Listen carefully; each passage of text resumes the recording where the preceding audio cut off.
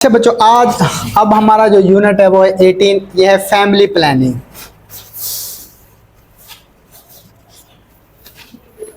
ठीक है बच्चों, क्या है? Family planning. ठीक है, ये थोड़ा सा बड़ा है लेकिन कोशिश मैं करूंगा कि आज इसको सारे को मैं क्या करवा दूं, कवर करवा दूं। ठीक है। अच्छा, सबसे पहले तो फैमिली प्लानिंग होती क्या है? उर्दू में इसको खानदानी मनसूबाबंदी भी हम कहते हैं। ठीक है। अब ये बच्चों वो अमल है जिसमें ना एक जोड़ा, जो कपल है ना, मतलब मियाँ बीवी, वो आपस में डिसाइड करते हैं कि उनके कितने बच्चे होने चाहिए, कब होने चाहिए और बच्चों के दरमियान फ़र्क कितना होना चाहिए। इसको हम क्या कहते हैं? फैमिली प्लानिंग कहते हैं। ठीक है। कर लोगे ना इसकी डेफिनेशन? सादा सी है। खानदानी मनसूबाबंदी वो अमल है जिसमें एक जो कपल है, एक जोड़ा है, वो डिसाइड करता है, फैसला करता है कि उनके कितने बच्चे होने चाहिए, कब होने चाहिए और बच्चों के दरमियान कितना गैप होना चाहिए। तो इसको हम क्या कहते हैं? फैमिली प्लानिंग कहते हैं। ठीक है। अब खानदानी मनसूबाबंदी क्यों ज़रूरी है? सबसे पहले तो बच्चों, अगर हम सेहत की बात करें ना, देखो मदर की सेहत के लिए भी वो अच्छी है और बच्चे की सेहत के लिए भी क्या है, वो अच्छी है। ठीक है। उसके बाद जिंदगी की अमवात क्या हो जाती हैं? कम हो जाती है। ठीक है। फिर बच्चों की अमवात भी क्या हो जाती हैं? कम हो जाती है। माँ सेहतयाब होगी तो बच्चा भी क्या होगा? सेहतयाब होगा। ठीक है। फिर बच्चों, मुआशी के इसका क्या फायदा है? एक तो मतलब सेहत का फायदा हो गया, मुआशी क्या फायदा है? देखो बच्चे, कम बच्चे बेहतर तालीम। ठीक है। देखो बच्चे, अब जो भी एक बंदा होता है ना, उसके लिमिटेड रिसोर्सेज होते हैं। अगर बच्चे ज़्यादा होंगे तो वो उन रिसोर्सेज को सही तरह से यूटिलाइज नहीं कर पाएगा। ठीक है। फिर बच्चों, ख़ानदान के वसाइल बचते हैं। ठीक है। औरत काम कर सकती है। देखो, एक फीमेल है, वो प्रेग्नेंट हुई है, उसकी डिलीवरी हुई हो, फिर प्रेग्नेंट हो गई, फिर डिलीवरी हुई, तो वो किसी काम तो नहीं कर सकेगी ना। हाँ, बच्चे की परवरिश की भी सही नहीं हो पाएगी। ठीक है। उसके म्यार ज़िंदगी को क्या किया जा सकता है? बेहतर किया जा सकता है। ठीक है। फिर बच्चों, समाजी क्या फ़ायदे हैं? औरत को क्या मिलती है? थोड़ी सी आज़ादी मिलती है। ठीक है। बच्चों को बेहतर मुस्तकबिल मिलता है। ख़ानदान में क्या आती है? खुशी आती है। ठीक है। ये अगर जिस तरह का कोई आपसे पूछे ना, right a note on family planning, तो सबसे पहले आप क्या करोगे? डेफिनेशन लिखोगे, फिर आप उसके फ़ायदे लिखोगे। सबसे पहले हेल्थ बेनिफिट, मेरे बच्चे को, उसके बाद आप उसको लिखोगे कि मुआशी फ़ायदे क्या होते हैं। ठीक है, इकोनॉमिकल बेनिफिट, और फिर आप लिखोगे कि सोशल, यानी कि जो समाजी क्या फ़ायदे होते हैं। ठीक है। ये आप लिखोगे तो आपका ये फैमिली प्लानिंग वाला कंप्लीट हो जाएगा। ठीक है। उसके बाद बच्चों, हम इसकी ना हिस्ट्री पे जाते हैं। ठीक है, कि फैमिली प्लानिंग की हिस्ट्री क्या क्या है। वो कहता है कि 1550 में, ठीक है, इजिप्ट में फैमिली प्लानिंग की जाती थी, जो डॉक्यूमेंटेड हमें मिलती है। ठीक है। उसके बाद 1850 बीसी में भी हमें मिलता है कि फैमिली प्लानिंग की जाती थी। हम क्या यूज़ करते थे? लोग फैमिली प्लानिंग के लिए हनी यूज़ करते थे। ठीक है। असेशिया यूज़ करते थे, पत्ते यूज़ करते थे। ठीक है। तो इसके ज़रिए भी फैमिली प्लानिंग को किया जाता था। ठीक है। वो अब भी आप लोगों ने सुना होगा कि वो किसी चीज़ के बीज होते हैं, उनको आप डिलीवरी के बाद खा लो तो 3-4 साल तक के लिए वो प्रेगनेंसी ना, मुझे भी नहीं पता उनका। ठीक है बच्चों, ये चीज़ें हैं। वो कहता है कि कदीम मिस्र में ना शहद, रुई और पौधों का इस्तेमाल किया जाता है। रूम में भी पौधों का इस्तेमाल किया जाता था। ठीक है। फिर बच्चों, अगर हम मॉडर्न जदीद दौर की बात करें तो आ जाती है ये 18वीं सदी, 19वीं सदी, और इस तरह से 18वीं सदी में थॉमस मेल्टस था। ठीक है, उसने इसकी वकालत की थी। फिर बरतानिया में जो 19वीं सदी में शराय, जो यानी कि वो थी ना, पैदाइश कम हो गई थी। ठीक है। 1960 में हमें टैबलेट मिल गई थी, कॉन्ट्रासेप्टिव गोलियां मिल गई थी। ठीक है। 1970 में बच्चों प्रोस्टाग्लैंडिन दस्तयाब था। ठीक है। और 1980 में हमें मीफाप्रिस्टोन दस्तयाब हो गई, जो अबॉर्शन के लिए इस्तेमाल की जाती थी। ठीक है। और इसको हम यानी कि प्रेगनेंसी से मना, यानी कि उस मेडिसिन में भी हम इसको क्या कर देते थे? इस्तेमाल कर सकते थे। ठीक है। फिर बच्चों, हम चलते हैं काउंसलिंग। काउंसलिंग क्या होती है? मुशावरत क्या होती है? ये वो तरीका अमल है जिसमें बच्चों क्लाइंट्स को ख़ानदानी मनसूबा बंदी के तरीक़ों के बारे में बताया जाता है और उनकी मर्ज़ी के फैसला किया जाता है। ठीक, अभी आप सुन लो बच्चों। ठीक है, ये सारी चीज़ें मिल जाएंगी, ये किताब कोई भागी थोड़ी जा रही है। ठीक है। अच्छा बच्चों, काउंसलिंग क्या होती है? ये वो तरीकाकार है जिसमें एक यानी कि आप for example lady health visitor हो ना, आपके पास एक क्लाइंट आया, मतलब एक पेशेंट आई है या एक लेडी आई है, क्लाइंट आई है, आपने उसको जो फैमिली प्लानिंग के तरीकाकार है ना, वो सारे समझाने हैं, उनके फ़ायदों को भी बताना और उनके नुकसान को भी बताना। ठीक है। अब फिर उसने फैसला करना है कि उसने कौन सा वाला तरीका क्या करना है, प्रेफरेबल है और कौन सा उसके लिए फायदेमंद है। ठीक है, वो तरीके हम सारे आगे पढ़ लेंगे, कौन कौन से तरीके और किस किस तरीके से ये इस्तेमाल होते हैं। ठीक है, अच्छा काउंसलिंग के लिए ना उसने एक वर्ड यूज किया है गैदर, GHTHER। ठीक है, जी का मतलब ग्रीटिंग, मतलब आपने क्लाइंट को अच्छे तरीके से मिलना है, सलाम दुआ को हम कह रहे होते हैं। ठीक है, ए का मतलब आस्क, उसकी ज़रूरियात का आपने पूछना है। ठीक है, उसके बाद टी का मतलब होता है तमाम तरीके आपने बताने हैं उसको। फिर एच का मतलब हेल्प करना है कि उसने कौन सा तरीका उसके लिए ज़्यादा फायदेमंद होगा। ठीक है, उसके बाद एक्सप्लेन करना है, जो तरीका उसने चूज़ किया ना, फिर आपने उसको A to Z उसको क्या करना है, एक्सप्लेन करना है। ठीक है, आर का मतलब रिटर्न होता है कि वापसी आपने कब आना है या फॉलो अप के लिए आपने क्या चीज़ें करनी है और क्या चीज़ें नहीं करनी। ठीक है, फिर बच्चों आगे हम चलते हैं कि जो अच्छा एक मुशीर होता है ना, जो अच्छा एक काउंसलर होता है, ठीक है, उसमें कौन कौन सी खसूसियात होनी चाहिए। सबसे इंपॉर्टेंट खसूसियात है कि उसने क्लाइंट का एहतराम करना है, उसकी इज्जत करनी है, उसको इज्जत देनी है, ताकि जाहिर सी बात है जब आप पेशेंट को इज्जत दोगे तो उसका कॉन्फिडेंस बिल्टअप होगा। ठीक, कॉन्फिडेंस बिल्टअप होगा तो वो अपनी सारी बातें आपके साथ शेयर करेगा, जो आपको उसके यानी कि बीमारी में उस आपके लिए फ़ायदेमंद होगी। ठीक है, एतमाद कायम करना, देखो जब तक पेशेंट और क्लाइंट का पेशेंट और डॉक्टर का एतमाद नहीं होगा ना, तो बाकी मामलात भी सही तरीके से नहीं होंगे। ठीक है, फिर बच्चों उसने क्या करना, तमाम तरीकों की मालूमात देनी है। जिस तरह फैमिली प्लानिंग के ना काफ़ी सारे तरीके हैं। ठीक है, उसमें केमिकल भी आ जाते हैं, नेचुरल भी आ जाते हैं, इंजेक्शन वाली फॉर्म में भी आ जाते हैं, तो सारे हार्मोनल्स भी आ जाते हैं। वो सारे तरीके आपने पेशेंट के साथ डिस्कस कर लेने हैं।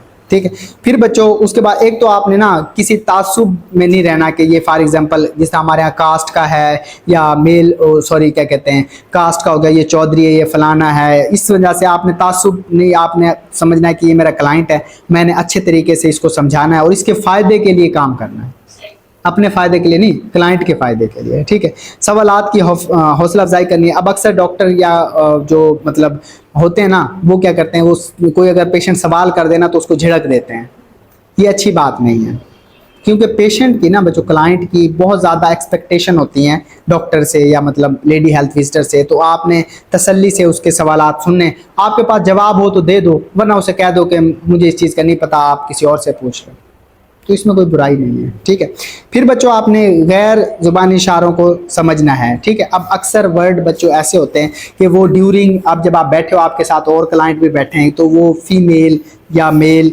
आपके साथ वो वर्ड इस्तेमाल नहीं कर सकते, तो वो इशारों में बात करना पसंद करते हैं ताकि आप भी समझ दो और आपने समझाना है तो उसको भी आप इजीली क्या कर सको, समझा सको।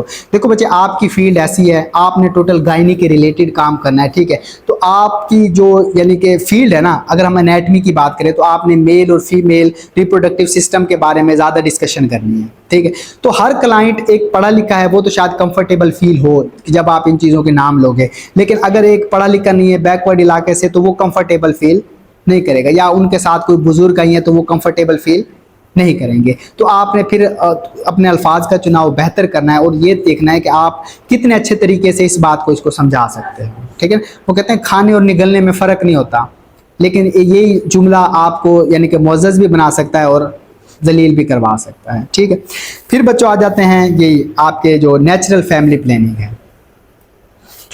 ठीक है बच्चों, कुछ ऐसे तरीके हैं जिसके लिए आपको किसी मेडिसिन की ज़रूरत नहीं है, कोई और तरीके की ज़रूरत नहीं है, आप नेचुरली भी फैमिली प्लानिंग क्या कर सकते हो, कर सकते हो। ठीक है, इससे मैं सबसे जो नेचुरल फैमिली प्लानिंग की ज़ाहिर सी बात है, कुछ फ़ायदे भी हैं और कुछ क्या हैं, नुकसान भी हैं। फ़ायदों में यही है कि आपको कोई केमिकल लेने की ज़रूरत नहीं पड़ेगी। अब जाहिर सी बात है, अगर आपको टैबलेट लोगे तो केमिकल लोगे ना, उसकी ज़रूरत नहीं पड़ेगी आपको, कॉस्ट फ्री होंगे ये। आप टैबलेट लो या कोई भी चीज़ लो, उसके लिए आपको पैसे खर्च करने पड़ेंगे, तो इसके लिए कोई पैसों की ज़रूरत नहीं होगी। इसके अलावा ये है कि कोई साइड इफ़ेक्ट नहीं होंगे इसके। ठीक है, और अब अक्सर यानी फॉर एग्जाम्पल आप कंट्रासेप्टिव यूज़ कर रहे हो ना, लेकिन अब आपको बेबी चाहिए तो उसके लिए टाइम लग सकता है, लेकिन नेचुरल में ये होगा कि जब आपको चाहिए तो कोई इश्यू नहीं होगा। ठीक है, अब इसमें ये कि जो नेचुरल फैमिली प्लानिंग है ना, इसमें कोई एज ए सच कोई नुकसान तो यानी कि इसका नुकसान हमें नज़र नहीं आता, लेकिन ये कपल की उसके थिंकिंग के ऊपर होता है कि हाँ उन्होंने इन चीज़ों को कैसे लेके चलना है और कैसे नहीं लेके चलना। ठीक है, अच्छा सबसे पहले जो बच्चों मेथड है ना, इसे LAM कहते हैं। हम क्या कहते हैं, LAM। ठीक है, ये होता है बच्चों लैक्टेशनल एमेनोरिया मेथड। ठीक है, यानी दूध पिलाना। जब तक मदर अपने बच्चे को ब्रेस्ट फीडिंग करवाती रहती है तो नेक्स्ट प्रेगनेंसी के चांसेस क्या होते हैं, कम होते हैं। ठीक है। अब इसमें क्या होता है कि जब तक वो दूध पिलाएगी उसको माइनसीज भी ना नहीं आएंगे, 6 महीने तक इस पे अमल होता है, यानी 6 महीने तक ये कहते हैं कि इफेक्टिव होता है, उसके बाद नहीं होता। ठीक है। अब इसमें ये है कि सिर्फ ये है कि बच्चे को दूध पिलाना है, बच्चे की उम्र 6 माह तक होनी चाहिए। ठीक है। मवारी वापस जब तक माइनसीज वापस नहीं आएंगे तो नेक्स्ट प्रेगनेंसी नहीं होगी। सर अक्सर ये देखने में आया है कि माँ बच्चे को फीड भी करानी होती है, प्रेगनेंसी भी हो जाती है। वो इसीलिए तो कहते हैं कि ये 100% इफेक्टिव नहीं है। ठीक है। तो जो हम पढ़ेंगे ना तरीके, उस पर उनकी परसेंटेज लिखी हुई है कि ये 90% इफेक्टिव है, ये 50% है, ये 80% है। ठीक है। तो ये हर फीमेल में काम नहीं करता। ठीक है। तो इसकी तो इफेक्टिवनेस 50% है कि हाँ 50% तक हम इसको इफेक्टिव मानते हैं, अदरवाइज इसमें नहीं है। ठीक है। अब इसका फायदे यही है कि एक तो जो माँ के लिए खून का बहाव कम होगा। ठीक है। और सेहत बेहतर होगी, और बच्चे के लिए जाहिर सी बात है उसकी ग़िज़ा और उसके लिए चीज़ें। अब नुकसान इसका क्या है, ये सिर्फ 6 माह तक मौसर होता है। ठीक है। उसके बाद ये मौसर नहीं होता। इसके बच्चों इसमें STD से नहीं बच सकते, जो सेक्सुअल ट्रांसमिटेड डिजीज हैं उनसे बचा नहीं जा सकता। ठीक है। और ठीक है, दूसरा तरीका है बच्चों एब्सटिनेंस। ठीक है। एब्सटिनेंस से मतलब है कि जिनसी ताल्लुक से क्या करना है, परहेज करना है। जब तक आप परहेज करोगे नेक्स्ट प्रेगनेंसी नहीं होगी। ठीक है। अच्छा, उसके बाद आ जाता है बच्चों क्लिटोरिस इंटरप्शन। ये आपका ना जो मेल और फीमेल रिप्रोडक्टिव, इसको बच्चों मैं स्किप कर रहा हूँ। ठीक, क्योंकि ये हमने फर्स्ट चैप्टर में पढ़ लिया था। ठीक है। मजीद अगर आपने डिटेल पढ़नी है तो ये आपने यहाँ से देख लेना है। ठीक है। इसमें सिर्फ ऑर्गन्स यानी कि जो मेल और फीमेल है ना, उनके बारे में डिस्कस किया हुआ है। ठीक है। उनके पार्ट्स के बारे में बताया हुआ है, उनके फंक्शंस के बारे में बताया हुआ है, ये सारी चीज़ें इसमें डिस्कस की। ठीक है।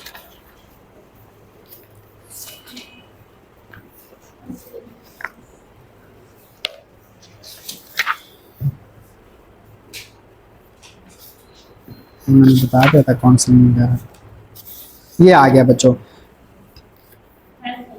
नहीं फैमिली, आगे चलो आगे आगे। फैमिली प्लानिंग ये वाला, हाँ यहाँ तक आ गया। ठीक है।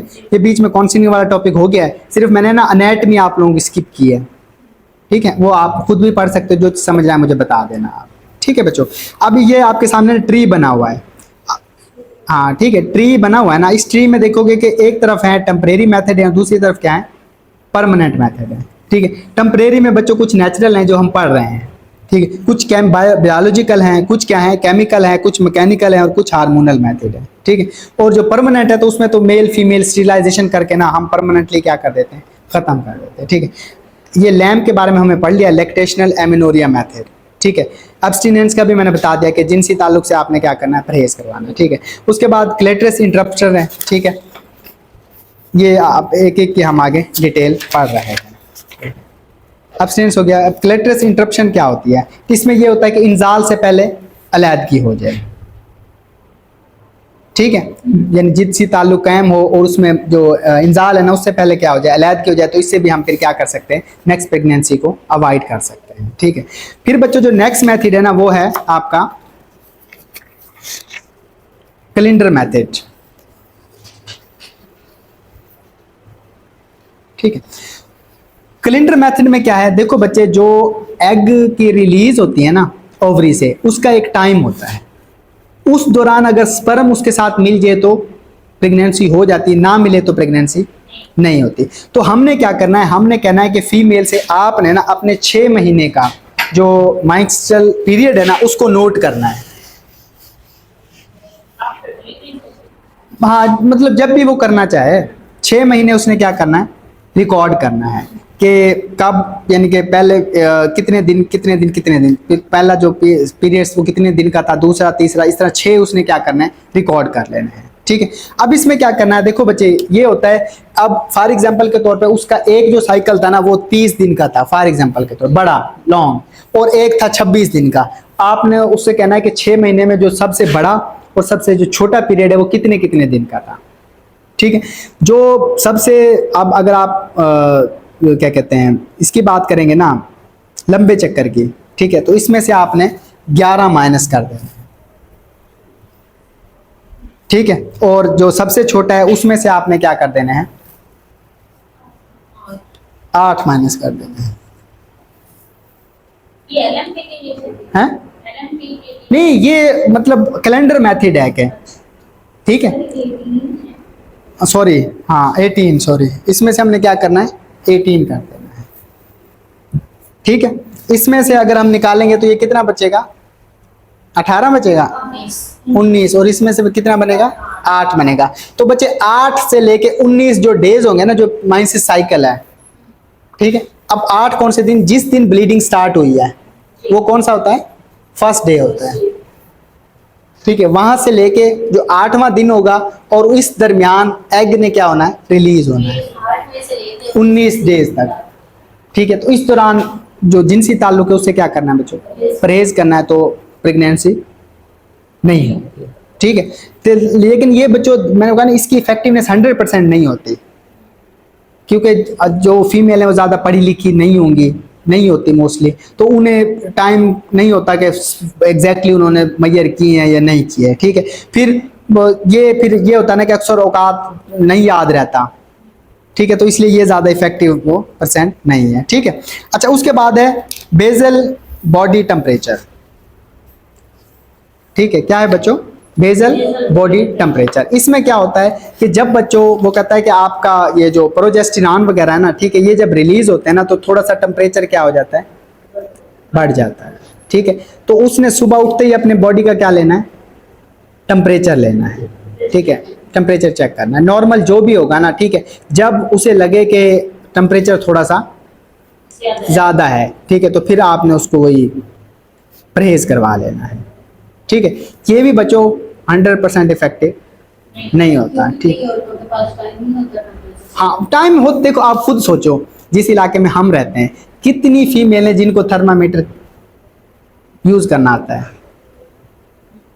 ठीक है, कि वो सुबह उठ के अपना टेम्परेचर लें और फिर उसको राइट करें। जैसे आपको पीक में नोट किया जाए तो आप बंद कर देख सकते हो, तो बंदे को फील होता है। वो देखो ना वो, हाँ लेकिन आपने उसको तरीका बता देना ये सारी चीज़ों का, ठीक है। अच्छा तो ये चीज़ें हो गई बच्चों, आगे हम चलते हैं, बढ़ जाता है आगे आगे बच्चों।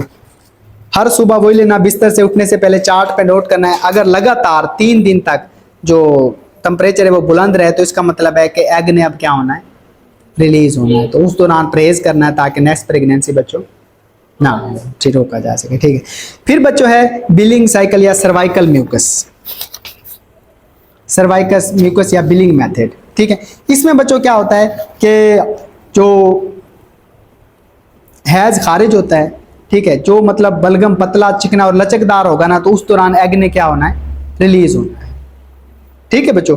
इसके लिए वो दिन हालत और वो करती है कि खुश्क होगा या मतलब चिपका सफ़ेद होगा या अंडे की सफ़ेदी जैसा होगा। जो पीक डेज होते हैं ना उसमें वो क्या होता है, पतला लचकदार और अंडे की सफ़ेदी जैसा होता है। जो पीक डेज वो 3 दिन होते हैं, उस दिन आपने क्या करना है, परहेज करना है ताकि नेक्स्ट प्रेगनेंसी ना हो, ठीक है। अब इसको भी मैयर करना इतना आसान नहीं होता, फीमेल को नहीं पता चल रहा होता, ठीक है, तो ये भी इतना इफेक्टिव नहीं है, ठीक है। फिर बच्चों सिम्प्टोथर्मल मेथड आ जाता है, हाँ सिम्प्टोथर्मल मेथड आ जाता है। इसमें बच्चों क्या है कि कुछ हम क्या करते हैं, हार्मोनल कंट्रासेप्टिव आगे आ जाती हैं, तो इसमें यह है कि सबसे पहले हम COC यूज़ करते हैं, कंबाइंड ओरल कंट्रासेप्टिव यूज़ करते हैं, ठीक है। अब ओरल कंट्रासेप्टिव होती हैं या फिर प्रोजेस्टेरॉन ओनली होता है या फिर कंट्रासेप्टिव इम्प्लांट होता है, ये 3 चीज़ें हम इसमें यूज़ कर सकते हैं। सबसे पहले हम COC पढ़ेंगे, कंबाइंड ओरल कंट्रासेप्टिव, ठीक है बच्चों। अब इसमें क्या क्या होगा, इसमें बच्चों सबसे पहले तो वो गोलियां देंगे जिसमें एस्ट्रोजन या प्रोजेस्टेरॉन दोनों हार्मोन होंगे। ये काम कैसे करेंगी, हैज़ खारिज होना बंद हो जाएंगे, ठीक है, बच्चादानी के जो यानी कि इर्द गिर्द बलगम गाढ़ा हो जाएगा, रहम के अंदर तह क्या हो जाएगी, पतली हो जाएगी, ठीक है। अब ये 99% मौसर है, ये जो मेथड है ना ये क्या है बच्चों, 99% मौसर है। इसका असर फौरी होता है, माहवारी बेकायदा होती हैं, माहवारी में दर्द भी नहीं होता और है बच्चादानी में कैंसर भी नहीं होता, ठीक है। इसके नुकसान क्या है, डेली गोली खानी है, आप भूल गए तो सारा सिस्टम क्या हो जाएगा, खराब हो जाएगा, ठीक है। मतली आएंगी, चक्कर आएंगी, STD से नहीं बच सकते। दूध पिलाने वालों के लिए मुनासिब नहीं है, क्योंकि दूध पिलाने वाले को अगर हम प्रोजेस्टेरॉन देंगे तो उसके दूध पैदा होने का मसला होगा, ठीक है। कौन इस्तेमाल इसमें नहीं कर सकता? एक तो हामला खवातीन इसको इस्तेमाल नहीं कर सकते, ठीक है, या कोई औरत जो 35 साल से बड़ी है, ठीक है, सिगरेट वगैरह नोश करती है, वो भी इस्तेमाल नहीं कर सकते, ठीक है। दिल की बीमारियां, जिगर की बीमारियां, छाती का कैंसर भी इस्तेमाल नहीं कर सकते। इसमें बच्चों 28 गोलियां होती हैं और 21 या 28 गोलियां होती हैं। डेली आपने एक गोली खानी होती है, हाँ, बिला नागा। एक भी नागा करोगे तो आपके लिए मसला हो जाएगा, ठीक है। आगे हम चलते हैं बच्चों।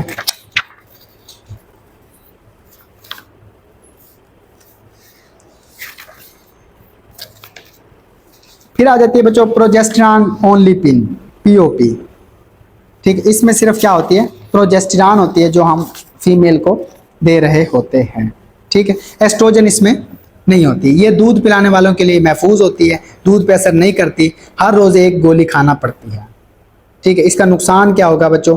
माहवारी बेकायदा हो जाएगी और हर रोज एक ही वक्त पे लेना जरूरी है। अगर आप भूल गए तो सारा प्रॉब्लम हो जाएगा, ठीक है बच्चों। फिर हम आगे चलते हैं।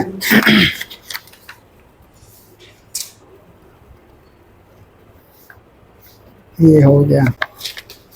फिर आ जाती है इंजेक्टेबल कंट्रासेप्टिव, जो इंजेक्शन की फॉर्म में हम लगा रहे होते हैं। इसमें बच्चों 2 इस्तेमाल होते हैं, हर 3 माह बाद या हर 2 माह बाद, ठीक है। ये 2 इंजेक्शन है, डेपा प्रोवीरा 150 mg तक होता है और दूसरा है नेरिस्टेनिन, ये बच्चों 200 mg तक होता है। ये 99% इफेक्टिव है, रोज़ाना याद की ज़रूरत नहीं है, दूध पे कोई असर नहीं डालता, बच्चेदानी में कैंसर भी नहीं होता। इसका नुकसान क्या है कि हामला होने में ताख़ीर देता है और एसटीडी से नहीं बचाता, और जो माहवारी है ना, मानसिक है, वो भी बेकायदा हो जाते हैं, ठीक है।